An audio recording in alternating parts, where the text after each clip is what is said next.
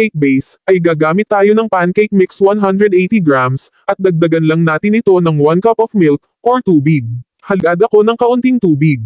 Mag-prepare ng molder na merong parchment paper sa ilalim. Agad itong isalin sa mga molder o lyanera. Habang ginagawa mo ito ay nagpakulo ka na ng tubig sa steamer. Kung pambenta ito ay gumamit lang ng regular size ng mga lyanera, at lagyan lang ito ng 1/2 cup ng pancake mixture dahil ito ay magbe-double in size dahil sa pancake mix na ginamit natin. Takpan ito para hindi matuluan ng tubig habang ini-steam. For 15 minutes.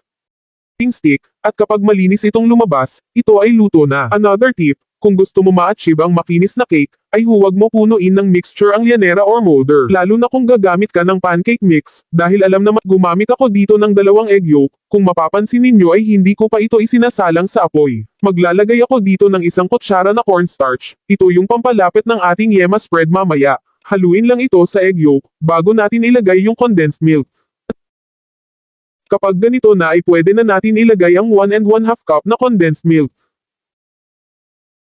Pwede ko isinalang ko na ito sa medium-low heat na apoy, at continuous stirring lang dahil mabilis lang ito lalapot. Naglagay ako ng 1 teaspoon vanilla, pampabango lang ng ating yema spread. At kapag medyo lumapot na ito at umiinit na, ay patayin na natin ang apoy. At lalagyan natin ito ng 1 kutsara na margarine. Haluin ito ng maigi, at ilagay ito sa lalagyanan, at palalamigin muna natin ito. Dahil itong ginagawa ko na yema spread ay habang lumalamig ito ay lalo itong lalapot. After natin ito ni-rest ay pwede na natin ito i-unmold.